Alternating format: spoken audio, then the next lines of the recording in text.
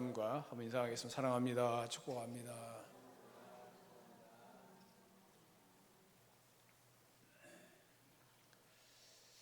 마틴 부버라는 사람은 현대는 관계 위기 시대라는 말을 했습니다. 사람과 사람 사이의 관계로 인해서 갈등을 겪는 것을 말합니다. 처음에는 관계가 좋았지만은 어떤 사건이 생기면서 그 관계가 나빠져서 서로 외면하며 살아가는 사람들도 있습니다. 저 유명한 시성 괴테가 남긴 말 가운데 이런 말이 있습니다. 태초에 갈등이 있었다. 이런 말이 있습니다. 역사의 처음부터 인생의 장에는 갈등이 존재했다는 것입니다. 갈등은 어쩌면 우리의 삶에서 피할 수 없는 불가피한 일인지 모릅니다. 갈등이라는 말은 칡등굴과 등나무가 서로 얽히는 것과 같이 개인이나 집단 사이의 목표나 이해관계가 달라 서로 적대시하거나 불화를 일으키는 상태를 말합니다. 갈등은 어디에서나 생길 수가 있습니다. 가족 간에 있어서도 갈등과 분쟁이 생길 수도 있습니다. 시어머니와 며느리 사이에 갈등이 생길 수가 있는데 어느 며느리가 생선을 굽고 있었습니다. 그런데 며느리가 생선을 굽는데 그 생선을 뒤집을 생각을 하지 않고 있습니다. 생선 한쪽이 다 타는 것 같았습니다. 이것을 보다 못한 시어머니가 며느리에게 말했습니다. 얘야, 생선이 타지 않겠냐? 그러니까 며느리가 대답하기를 지가 뜨거우면 돌아 눕겠죠. 지가 뜨거우면 돌아 누울 거라고 얘기했습니다. 생각이 달라서 서로가 관점이 달라서 그런 갈등들이 생깁니다. 생각과 관점의 차이가 갈등을 가져올 수 있습니다. 형제 간에 갈등이 생길 수가 있습니다.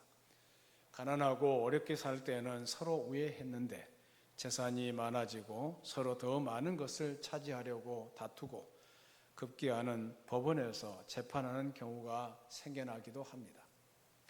우리의 삶에 있어서 이런 갈등을 성숙으로의 성장을 위해 사용될 수 있도록 불만과 원한의 감정 속에서 또 후퇴를 유도할 수도 있습니다. 오늘 본문에 보면은 아브라함과 그의 조카 롯과의 갈등이 생겼습니다. 아브라함 이 갈등을 어떻게 극복했는가를 생각해 보면서 우리도 교훈을 받아야 할 것입니다. 오늘 본문을 중심으로 해서 내가 우하면 나는 좌하리라 라는 제목으로 은혜를 나누고자 합니다. 아브라함과 조카 롯과의 이런 다툼이 생긴 원인이 무엇입니까? 아브라함과 롯이 다 같이 부유해졌기 때문입니다. 부자가 된다는 것은 꼭 좋은 것만은 아닙니다. 잠언 15장 16절 말씀을 같이 읽습니다. 시작. 가산이 적어도 여호와를 경외하는 것이 크게 부하고 번뇌하는 것보다 나으니라. 이 가산이 적어도 우애하는 것이 훨씬 낫다는 것입니다. 잠언 17장 1절입니다. 잠언 17장 1절을 같이 읽습니다. 마른 떡 한 조각만 있고도 화목하는 것이 제육의 집에 가득하고도 다투는 것보다 나으니라. 마른 떡 한 조각만 있어도 그래도 화목하는 것이 더 낫다는 것입니다. 그렇다고 부자가 된다는 것이 다 나쁜 것은 아닙니다. 부유함이 나로 하여금 하나님을 더 잘 섬기게 만들고 그리고 내 이웃을 돕게 만드는 상황이라면 부유함은 물론 축복입니다. 그러나 부유해졌다는 사실 때문에 하나님께로부터 점점 멀어지고 사랑했던 이웃들이나 친척들과 그 관계가 뒤틀리는 어려움을 가져온다면 그 부유함은 결코 축복일 수가 없습니다. 본문에 나오는 아브라함과 롯 이 두 사람은 다 부자가 되었습니다. 그런데 이들이 그들 자신의 힘으로 부자가 되었으면 괜찮을 텐데 불로소득에 부를 얻게 된 것입니다. 창세기 13장은 이렇게 시작하고 있는데요. 창세기 13장 1절 2절 말씀을 같이 읽습니다. 시작. 아브라함이 애굽에서 그와 그의 아내와 모든 소유와 롯과 함께 네겝으로 올라가니 아브라함에게 가축과 은과 금이 풍부하였더라. 아브라함이 어디서 부를 얻은 것입니까? 자기 아내 사라가 아내임을 숨기고 바로에게 바친 대가로 많은 재산을 얻게 된 것입니다. 많은 소득이 그 가정에 생겨났습니다. 불로소득의 부요가 생기니까 어쩔 줄을 몰랐습니다. 그리고 아브라함의 이 부의 일부를 조카 롯에게 일부 떼어준 것으로 보입니다. 우리나라에도 보면 땅을 가지고 있다가 갑자기 부자가 된 사람이 있습니다. 물론 졸부라고 부릅니다. 부를 관리할 능력이 없는 사람이 부유해졌을 때 도덕적인 타락과 인간관계 위기가 찾아오는 것을 종종 볼 수 있습니다. 갑자기 부유해짐으로 오히려 재산 문제를 야기시켜 아브라함과 롯 사이에 심상치 않은 인간관계의 갈등이 시작된 것입니다. 오늘 본문 5절부터 7절 말씀을 같이 읽습니다. 시작. 아브라함의 일행 롯도 양과 소와 장막이 있으므로 그 땅이 그들이 동거하기에는 넉넉하지 못하였으니 이는 그들의 소유가 많아서 동거할 수 없었음이니라. 그러므로 아브라함의 가축의 목자와 롯의 가축의 목자가 서로 다투고 또 가나안 사람과 브리스 사람도 그 땅에 거주하였는지라. 7절 하반절에 보니까 그 땅에 가나안 사람과 브리스 사람들도 있었다고 기록하고 있습니다. 왜 이 구절을 기록했을까요? 물론 아브라함과 롯에게 별도의 땅이 없어서 무한정 쓸 목초지가 없다는 것을 보여주기 위해서 이 문장을 기록했겠지만은 다른 의미에서는 그들의 행동을 지켜보고 있었다는 사실을 알 수가 있습니다. 주의 백성이 다투고 있었을 때 거기에 가나안 사람들도 함께 있었다는 것입니다. 그리스도인의 일거수일투족을 이방인들이 감시하고 있다는 사실을 잊어서는 안 됩니다. 그리고 세상 사람들이 우리를 주목하고 있습니다. 그래서 우리 중에 어떤 사람이 잘못을 범하면은 금방 뉴스에 초점이 되고 맙니다. 그들은 우리들을 주목하고 있습니다. 우리의 과제는 이러한 감시하에 있는 세상 한복판에서 어떻게 믿음의 길을 잘 달려갈 수 있는가를 생각해 보아야 합니다. 제가 이제 대부도를 가다 보면은 이 오류역 쪽에 자꾸 경찰차가 와 있어요. 거의 매주 보는 것 같아요. 그 교회의 재산 문제 때문에 두 파로 나누어져 지금도 싸우고 있다는 얘기가 들려옵니다. 등산하신 분들 얘기 들어오면은 계룡산으로 등산하다 보면은 맨날 서로 싸우고 있는 모습을 보면서 덕이 안 된다는 그런 얘기를 들었습니다. 하나님께 영광을 돌려드릴 수 없다는 사실 때문에 그 가슴이 아프고 마음이 아픕니다.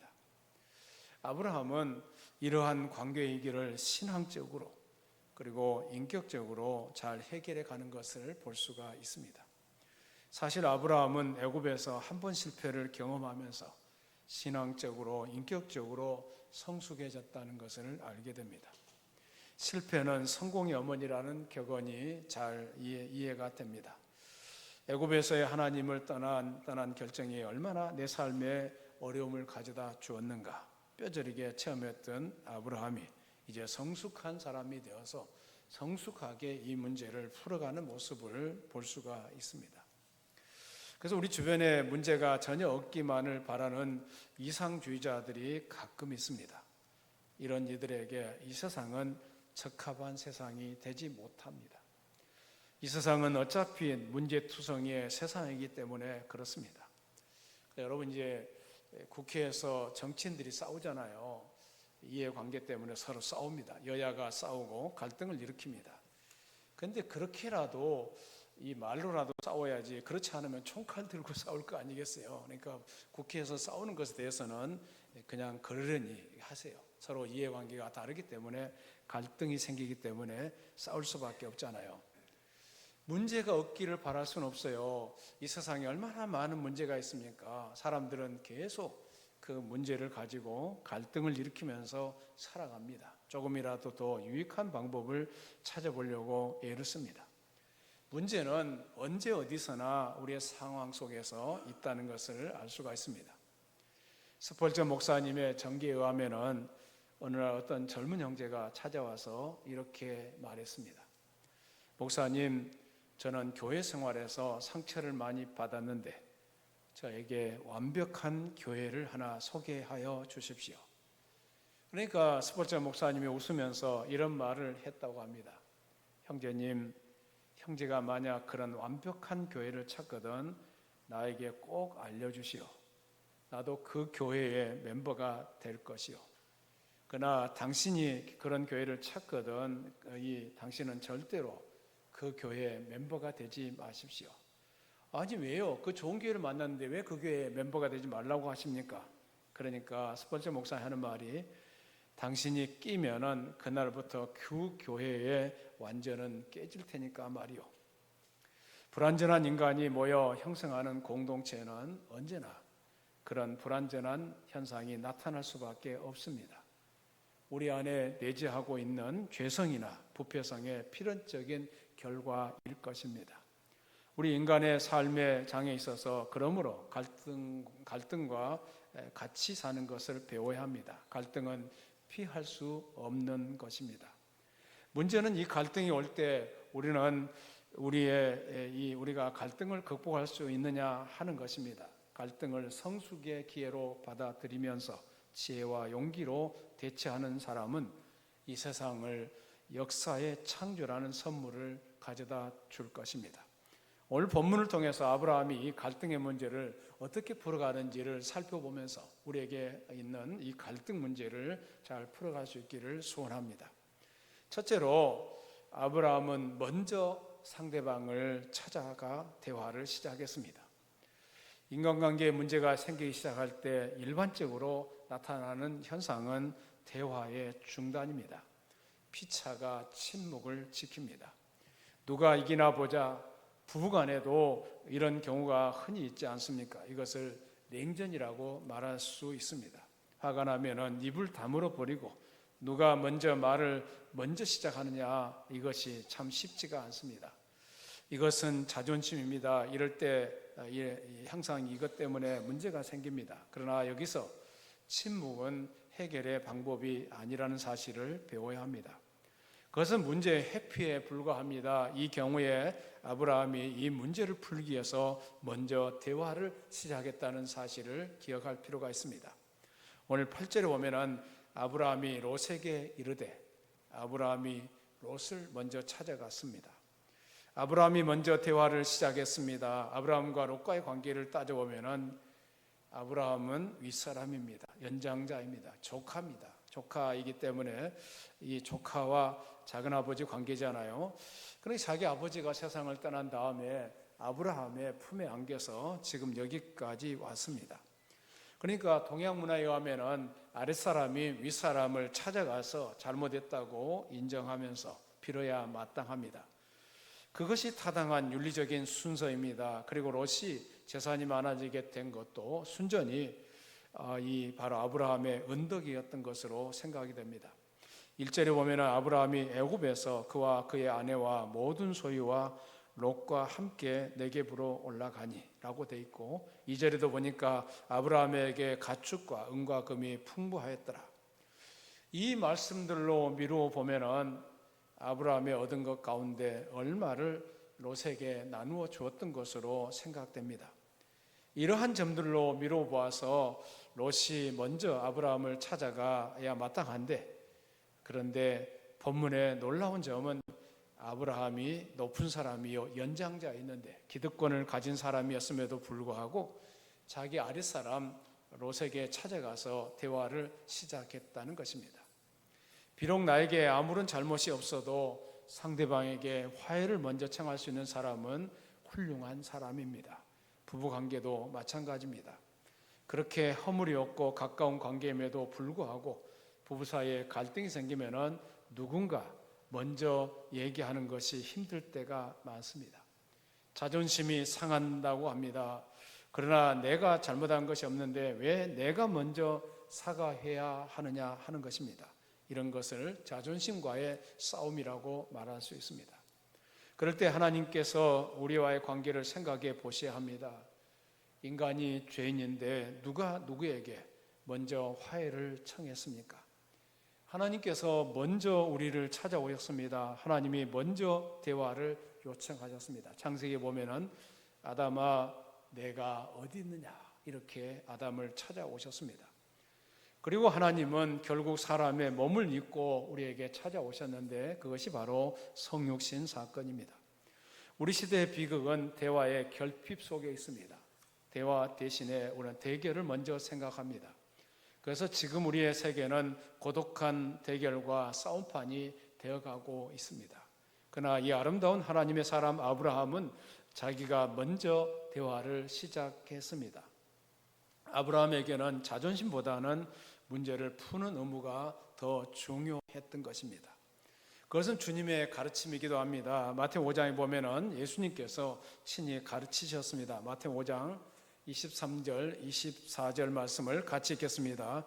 그러므로 예물을 제단에 드려다가 거기서 내 형제에게 원망 들을 만한 일이 있는 것이 생각나거든 예물을 제단 앞에 두고 먼저 가서 형제와 화목하고 그 후에 와서 예물을 드리라. 친구가 찾아올 때까지 기다리라고 말씀하지 않았습니다. 상대방이 항복하고 들어올 때까지 기다리라고 말씀하지 않았습니다. 예수님께서는 우리가 화해자가 되기를 원하십니다. 이 말씀을 주신 예수님은 하나님 곧 만물을 창조하신 창조자이십니다. 만물을 섭리하시는 섭리자이십니다. 그분은 아무 죄가 없음에도 불구하고 우리에게 찾아오셨습니다. 그래서 나의 잘못, 나의 실수, 나의 허물을 오히려 담당하시고 십자가에서 아버지여 저들의 죄를 사하여 주시옵소서. 자기들이 하는 것을 알지 못함이니이다. 우리를 향한 용서와 사랑을 선포하셨습니다. 이런 우리 예수님의 모습을 생각해 보셔야 합니다. 그분이 우리의 구세주라면은 우리는 왜 화해자가 될 수 없는 것입니까? 왜 먼저 찾아갈 수가 없는 것입니까? 왜 우리가 먼저 가서 무릎을 꿇지 못합니까? 주님께서 그렇게 하셨는데도 말입니다. 마태복음 6장 9절에 보니까 화평하게 하는 자는 복이 있나니 그들이 하나님의 아들이라 일컬음을 받을 것임이라고 말씀했습니다. 그러니까 먼저 찾아가서 대화를 시작했다는 것 굉장히 중요합니다. 두 번째는 아브라함의 감정의 열기를 극복하고 원칙에 입각해서 행동을 했습니다. 그는 롯에게 말합니다. 8절 말씀을 같이 읽습니다. 8절입니다. 시작. 아브라함이 롯에게 이르되 우리는 한 친족이라 나나 너나 내 목자나 내 목자나 서로 다투게 하지 말자. 한 친족이라는 것입니다. 한 형제라는 것입니다. 그 형제라는 생각이 바로 그의 마음을 사로잡고 있었습니다. 한 가족입니다. 하나의 공동체입니다. 그 사이에는 깊은 혈육의 관계가 존재하고 있었습니다. 그러므로 이것이 그들에겐 말다툼보다도 상호간의 사랑을 추구하는 원인이 되었습니다. 일단 이 원리에 입각해서 시작하면은 쟁점이 되는 문제들을 비교적 사소한 문제로 간주할 수가 있습니다. 이런 원리에서 문제들을 접근할 때 쉽게 해결할 수가 있는 것입니다. 경상도 사람들은 서로 분쟁하고 다투고 한참 그렇게 하다가도 우리가 남이냐 한마디 하면서 서로 화해한다는 얘기도 들려옵니다. 아브라함은 이 문제를 해결하려고 고민을 많이 했던 것 같습니다. 그런데 오늘 본문에 보면은 아브라함이 원망했다는 말은 없습니다. 야 롯아 내가 너를 얼마나 사랑하며 정성으로 길러주었느냐 그런 말을 하지 않았습니다. 분쟁이 있는데 화를 낸다고 될 일도 아닙니다. 감정을 가라앉히고 차분하게 이 해결을 시도했습니다. 롯아 우리 한번 만나서 조용히 얘기해 보자. 그래서 아브라함은 롯을 초청해서 높은 산으로 같이 걸어 올라갔을 것으로 생각할 수 있습니다. 지난날의 아름다웠던 추억들을 떠올려보고 둘 사이의 사랑의 관계를 말하면서 걸었을 수도 있겠습니다. 높은 산에 올라갔습니다. 서로에 대한 형제, 친척이라는 사실을 혈육이라는 사실을 잊지 않았습니다. 그리고 그런 문제들을 다 덮어두고 이제 우리가 이 문제를 풀어가야 되지 않겠느냐. 아브라함과 롯은 큰아버지와 조카 사이인데 자식이 없는 큰아버지에게 아들과 같은 사이였지 않습니까? 이제 나와 너 사이에 싸움이 있어야 되겠느냐? 형제이므로 다투어서는 안 되겠고, 너와 나는 신앙적으로 이방인 중에서 하나님을 믿는 사람이 아니냐? 신앙인으로서 세상 사람 앞에서 어떻게 싸우는 모습을 보일 수가 있겠느냐? 절대로 그럴 수 없다는 것이 바로 아브라함의 말이었습니다. 그리고 아브라함은 세 번째로 롯에게 먼저 선택권을 넘겨주었습니다. 오늘 본문에 오면은 이 문제를 해결하기 위해서 어떻게 해결하느냐, 9절 말씀을 같이 읽습니다. 9절입니다. 시작. 내 앞에 온 땅이 있지 아니하냐?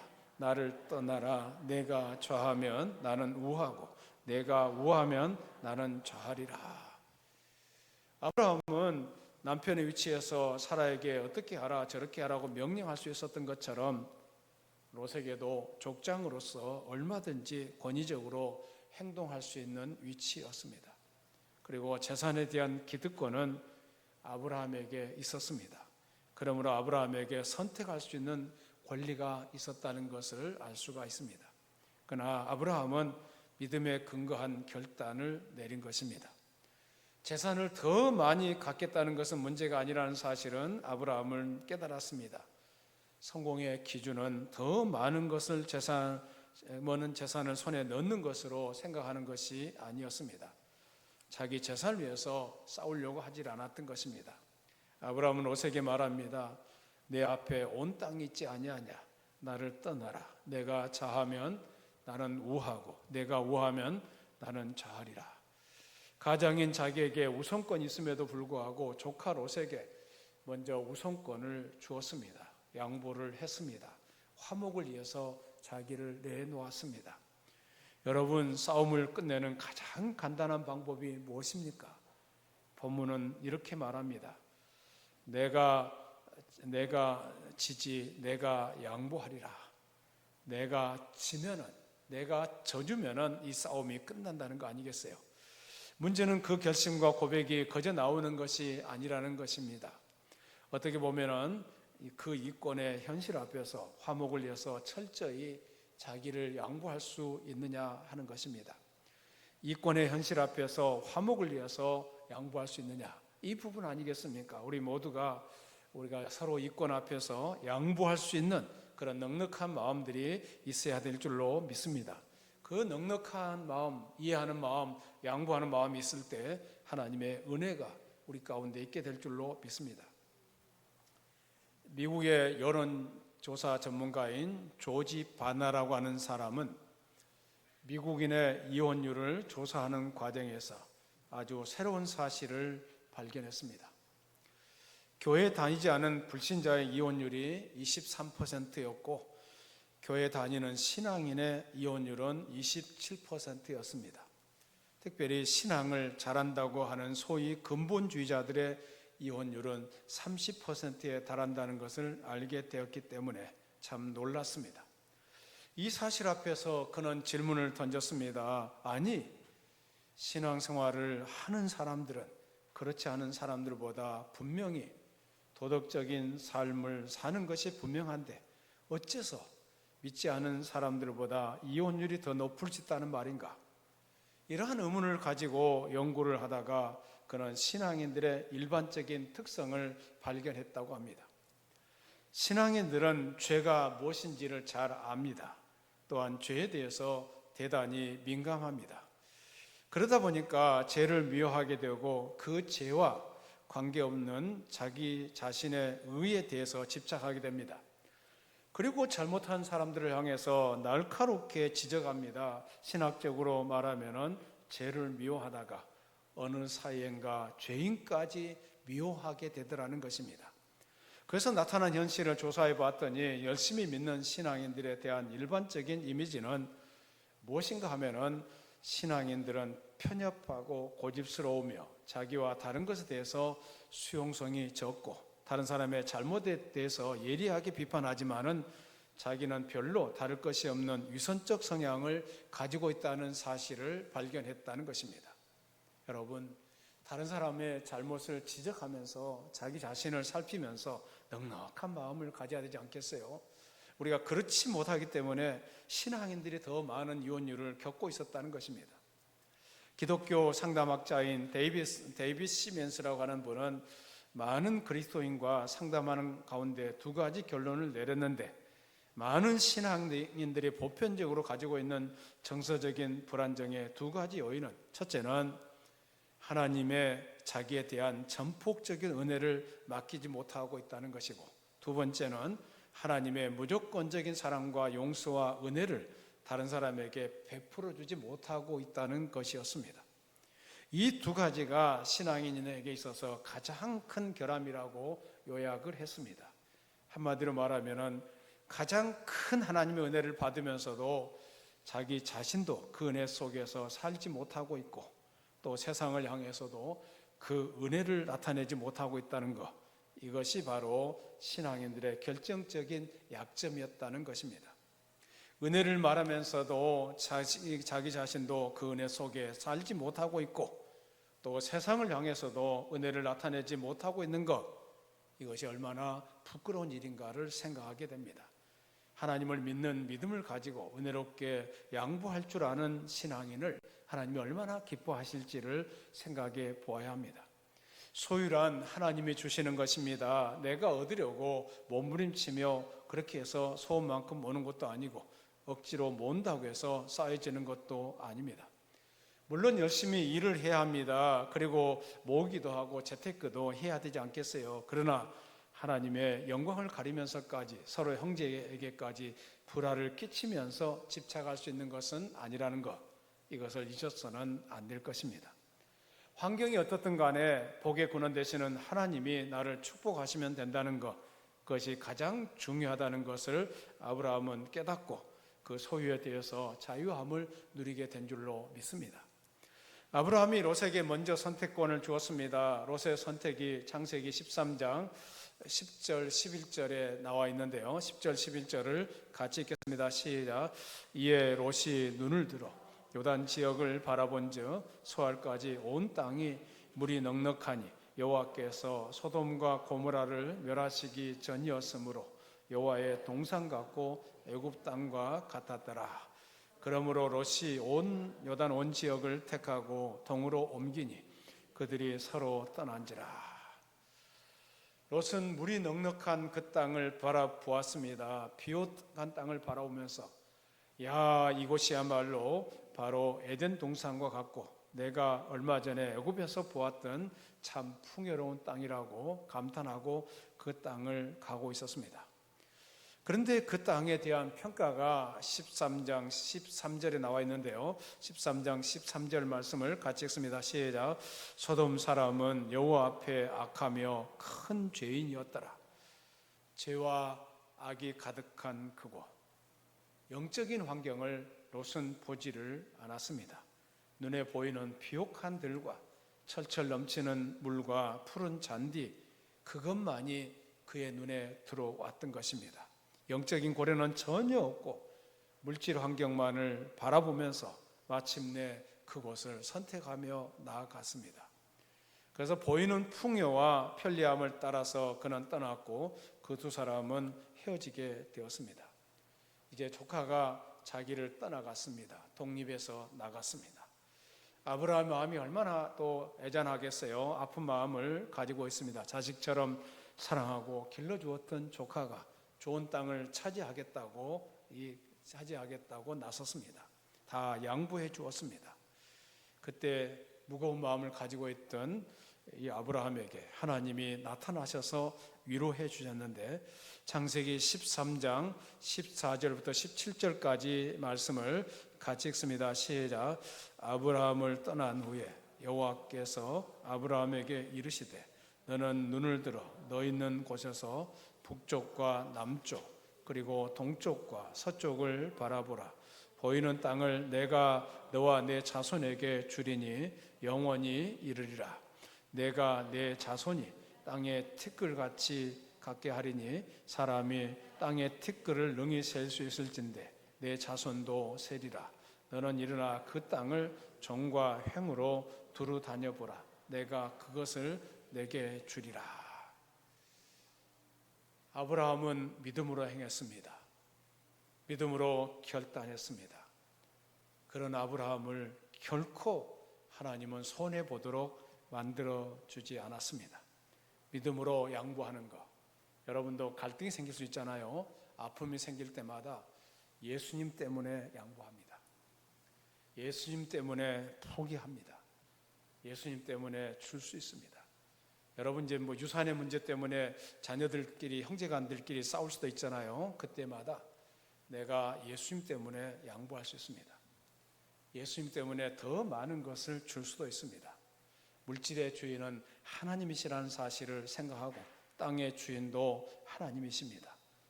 그렇게 이 넓은 마음을 가지고 생각한다면 하나님이 얼마나 풍성한 것으로 우리에게 채워주실 것인가, 이것을 생각하게 됩니다. 우리 주변에도 다툼이 생길 수 있습니다. 이 다툼을 어떻게 해결하려고 하십니까? 경제적인 다툼의 문제를 어떻게 해결하려고 하십니까? 우리 모두의 문제일 수 있습니다. 사실 당장 내일 먹을 것이 없어서 다투는 것이 아닙니다. 그러면 사람들은 돈에 대해서 왜 다툽니까? 돈에 대해서 지나치게 집착하기 때문에 다투는 거 아닙니까? 집착하다 보니까 지금 당장 필요한 것보다 훨씬 더 많은 돈에 대해서 갈급하게 되고 미리 소유하기 위해서 노력하다 보니까 결국 다툼이 생기는 거 아니겠습니까? 돈이 필요 없는 것은 아닙니다.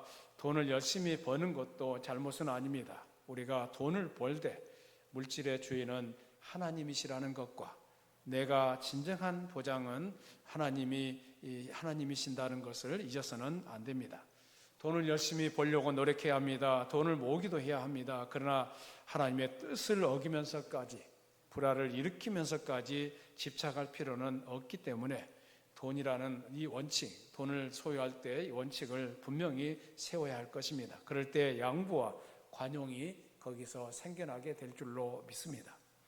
아브라함은 조카 롯과의 사이에서 분쟁이 생겼을 때 이 문제를 하나님의 뜻대로 해결해 갔습니다.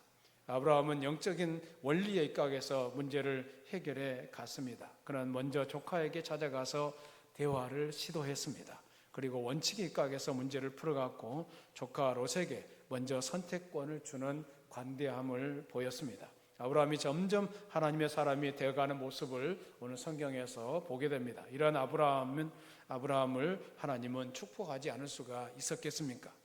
우리에게도 이러한 갈등과 분쟁이 있을 수 있습니다. 그때마다 이 아브라함의 행동을 기억하면서 반응을 보인다면 하나님께서 더 큰 은혜로, 더 큰 축복으로 우리 모두에게 갚아주실 줄로 믿습니다.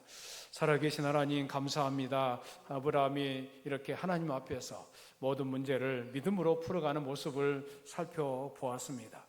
우리에게도 여러 가지 갈등이 생길 수가 있고 아픔이 있을 수가 있지만 그때마다 아브라함을 생각하면서 믿음으로 결정하고 믿음으로 결단하게 하여 주시옵소서. 우리의 모든 소유는 하나님의 선물이고 하나님께로부터 온다는 사실을 잊지 말게 하여 주시옵고 하나님 앞에서 모든 문제를 풀어갈 수 있게 하여 주시옵소서. 예수님 이름으로 기도드리옵나이다. 아멘.